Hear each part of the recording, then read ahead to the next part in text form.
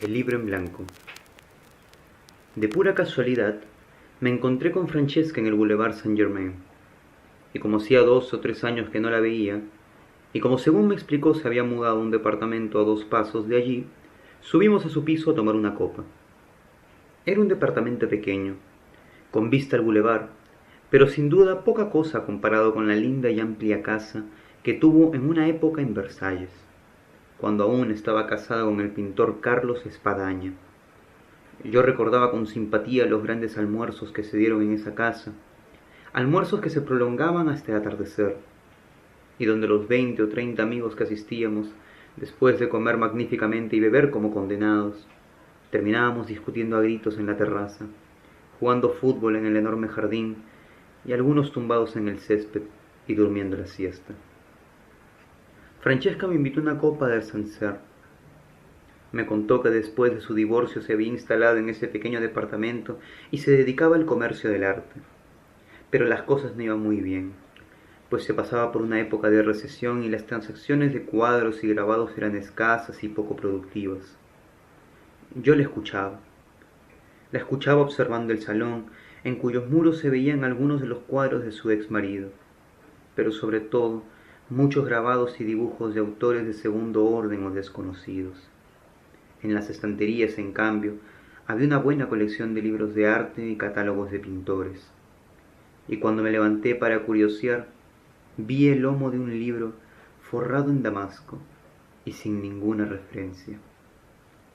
Al sacarlo, noté que todas sus páginas estaban en blanco, pero era un hermoso libro, no solo por la encuadernación, sino por la calidad del papel, que era grueso, ligeramente estriado y sus bordes exteriores bañados en pan de oro. ¡Qué lindo!, dije. Es como para escribir allí una obra maestra. ¿Te gusta? Me lo dejó mi hermano Domenico, el anticuario, ¿te acuerdas? Ese pesado que me detestaba porque me casé con un peruano.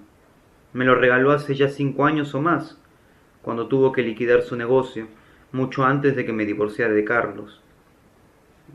Yo pensé siempre escribir algo allí, pero no soy escritora. Mira, si te gusta, durante un momento pareció dudar, si te gusta te lo regalo. Tú le vas a sacar más provecho que yo. Tú que eres escritor te puede inspirar. Francesca insistió, y terminé por aceptar, pues yo era un aficionado a ese tipo de cuadernos raros, antiguos, que me servían para tomar notas o para dibujar. Ya me imaginaba escribiendo en esas páginas sentencias o microtextos memorables. Luego de una larga cháchara me levanté. Francesca tuvo la gentileza de acompañarme hasta el ascensor y se despidió con un abrazo que yo encontré agradablemente caluroso.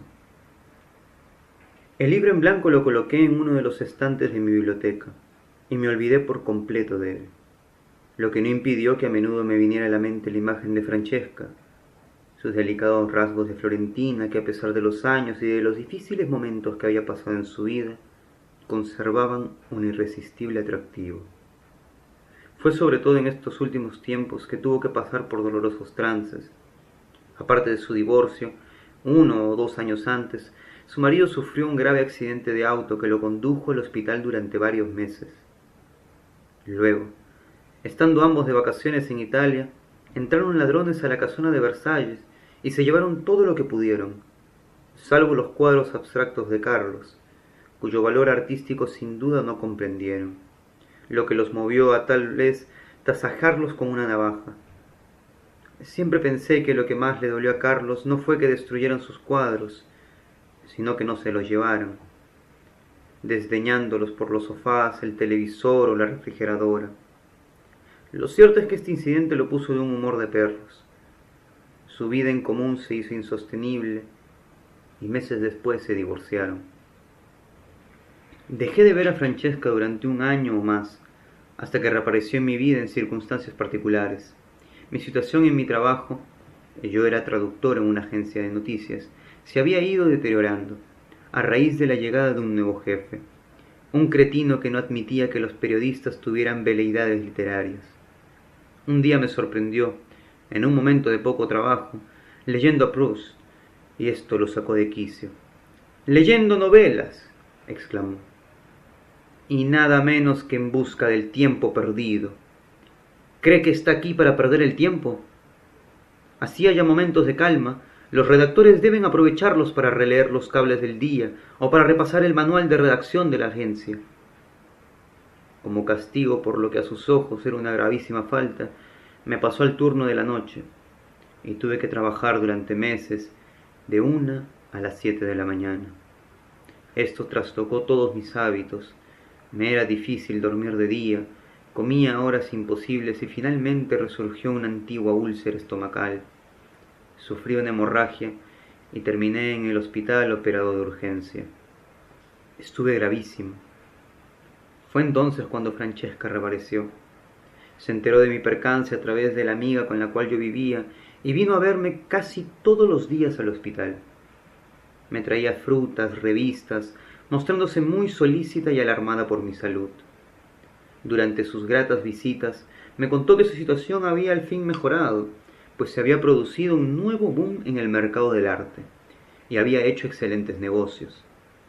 Al fin me dieron de alta y pude reanudar mi vida normalmente. Normalmente es un decir, pues mi jefe volvió a sorprenderme un día leyendo, esta vez Elogio de la pereza, de Bertrand Russell. La cosa la tomó no sólo como la reiteración de una falta profesional, sino como una burla a su persona. Empezó entonces a hostigarme a tal punto que mi vida en la agencia se volvió insoportable y no me quedó otro remedio que presentar mi carta de renuncia. Pasé unos meses viviendo de mi indemnización mientras buscaba otro trabajo. Para colmo, entre tanto, mi madre enfermó gravemente y tuve que viajar al Perú de urgencia. Por fortuna se recuperó, pero este viaje me acarreó gastos que mermaron mis ya menguados recursos. De regreso a París, empecé a vivir de trabajos esporádicos y mal pagados, clases de español, traducciones al destajo, en la estrechez y la incertidumbre, al punto que mi amiga me dejó y quedé sumido en la soledad y la melancolía. Para olvidar estos malos momentos recibía de cuando en cuando en mi pequeño departamento a 3 o 4 amigos escritores, tan desvalidos como yo, para beber vino barato, compartir nuestras desventuras e ilusionarnos con las obras maestras que esperábamos escribir. El único que tenía realmente talento y gozaba de mejor situación era el poeta Álvaro Chocano. Luego de años de pellejerías, había conseguido entrar en la editorial Gallimard como lector y se había casado hacía poco con una profesora francesa de liceo. Era el único además que se entretenía en husmear en mi biblioteca, a diferencia de los otros que jamás se dieron el trabajo de mirar otra cosa que mi bar. Fue así que una noche descubrió el libro en blanco, del cual me había olvidado por completo. Acarició su forro de damasco, olió sus gruesas páginas de filo dorado, y a tal punto lo noté fascinado por la belleza y la rareza de este precioso objeto, que en un momento de desprendimiento se lo regalé. Para que escribas tus mejores poemas, le dije. Es un libro de notas florentino del siglo XVIII. Yo jamás pude poner en él una línea. Algún tiempo después conseguí un trabajo seguro y dejé de frecuentar a mis amigos. Como periodista de los programas en español de una radio francesa, tenía que preparar los noticieros, hacer entrevistas y reportajes, de modo que disponía de poco tiempo para el vino y las amanecidas literarias. Por otra parte, mi relativa bonanza y estabilidad me permitieron reanudar mis relaciones con la vieja amiga que me abandonó. Al fin, me dije, la vida me volvía a sonreír. De pronto me enteré de algo que me acongojó. Álvaro Chocano se encontraba mal. Me lo dijo Monique, su esposa, una noche en que me llamó por teléfono muy preocupada. Tenía mareos, insoportables dolores de cabeza. A veces hasta se desvanecía. Prometí ir a verlo, y el día en que me disponía a hacerlo, Monique me avisó que lo habían hospitalizado. Al parecer tenía un tumor en el cerebro. Días después lo operaron. Fui a visitarlo, pero estaba semi-inconsciente. Apenas me reconoció. Musitó algo acerca de un libro, de un largo poema que no había podido terminar. Su estado empeoró y a la semana siguiente murió. Entretanto, volví a encontrarme con Francesca, quien se quedó muy sorprendida al verme tan recuperado de mi operación y más aún al saber que había reanudado mis relaciones con Patricia y que pensábamos casarnos. Me dijo también que sus negocios iban viento en popa y que por coincidencia veía con frecuencia a Carlos y que a lo mejor volvían a casarse. Bromeábamos diciendo que podíamos tal vez celebrar nuestros matrimonios juntos en la casona de Versalles que Carlos, después del famoso robo, había reamoblado y donde estaba pintando mejor que nunca. No pasó de una broma. Una tarde Monique me llamó por teléfono y me dijo que cumpliendo un deseo de Álvaro me iba a dejar sus poemas inéditos y parte de su biblioteca. Eran 4 grandes cajas de cartón, por lo cual para transportarlas tuve que alquilar una pequeña camioneta. Como en mis estanterías no había sitio para más libros, arrumbé las cajas en el desván, dejando para más tarde la revisión de los inéditos de Álvaro y las gestiones para su eventual publicación. Días más tarde, Patricia, que subía jubilosamente las escaleras de la casa para anunciarme que ya tenía todos los papeles listos para nuestro matrimonio, se resbaló y rompió una pierna. Estuvo 2 semanas en el hospital y luego tuvo que someterse a un tratamiento de reeducación. Esto nos obligó a postergar nuestros proyectos, pero como si fuera poco surgieron problemas en mi trabajo. Un argentino de origen israelita, y en esto no hay ninguna connotación racista, y que por añadidura era trotskista y diplomado en psicoanálisis, entró a trabajar en la radio, y gracias a su inteligencia y a sus intrigas fue ganándose la simpatía de mis jefes, y al final logró desplazarme de mi puesto. Por una cuestión de dignidad tuve que renunciar, lo que me dejó nuevamente sin cargo ni salario. Patricia soportó mal la cosa.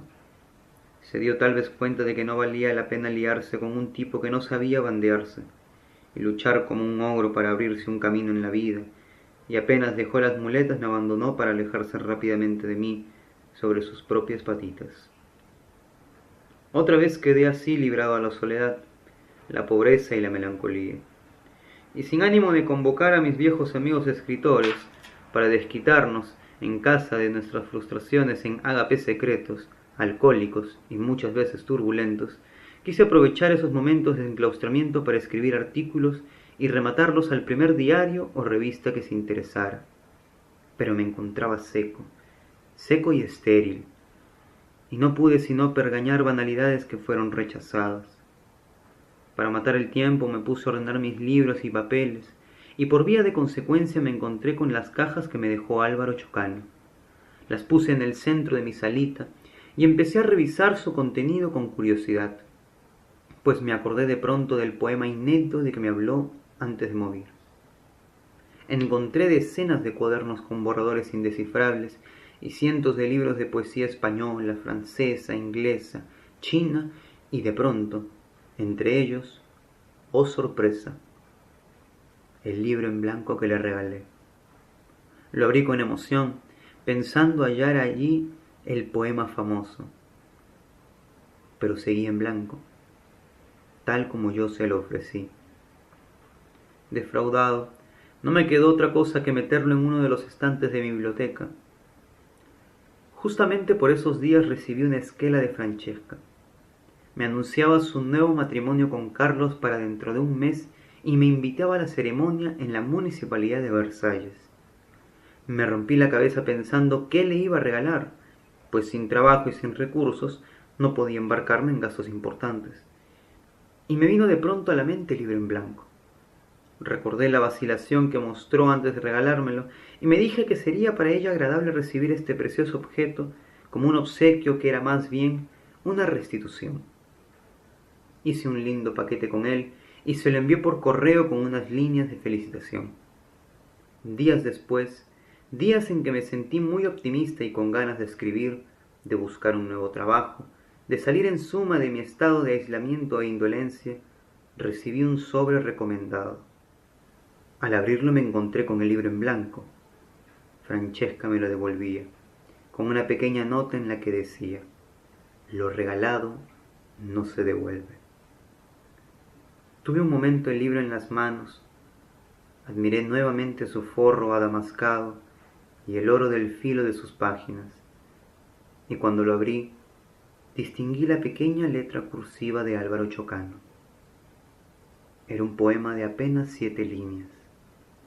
¿Cómo no lo había visto la última vez que lo abrí? Sin duda porque el libro sin título ni portada podía abrirse en ambos sentidos. Contienen todas las penas del mundo. Líbrate de ellos como de una maldición, la de la gitana que desdeñaste en tu infancia, la del amigo que ofendiste un día. Una estatuilla egipcia puede enloquecerte, un anillo arruinarte, un libro no escrito conducirte a la muerte. La lectura de este poema me dejó atónito. Pasé unos días aterrado, sin atreverme a tocar el libro en blanco, que dejé sobre mi escritorio. Por un momento pensé en regalárselo a alguien, pero no me atreví. Hubiera sido un acto cruel, odioso, y no tenía aún enemigos dignos de este castigo. La única solución era deshacerse de él, tirarlo a la basura, tanto más que entre tanto empecé a sentirme mal. Al fin opté por lo más práctico. Como mi pequeño departamento quedaba no lejos del Parque Monceau, salí al atardecer y busqué un lugar donde arrojarlo. Estábamos en primavera, y los macizos de flores resplandecían en medio del césped bajo el sol crepuscular. Al fin distinguí un tupido parterre de espléndidas rosas cerca de una alamedilla. Cuidándome de no ser visto, lancé el libro en medio de ellas y regresé a casa aliviado. Días más tarde, pasó un viejo amigo por París y se me ocurrió llevarlo a conocer el Parque Monceau. Le mostré las estatuas de Chopin, Musset, Maupassant, los viejos cedros y el gigantesco Platanus orientalis. Admiramos los macizos de tulipanes y para concluir lo conduje hasta el rosedal. Al llegar quedé paralizado. No quedaba de él sino las ramas secas sobre un manto de pétalos marchitos.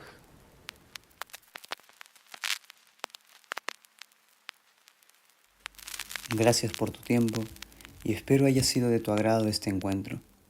Recuerda que puedes apoyar este proyecto a través del Yape, PayPal o Bizum. Para mayor información, la caja de descripción.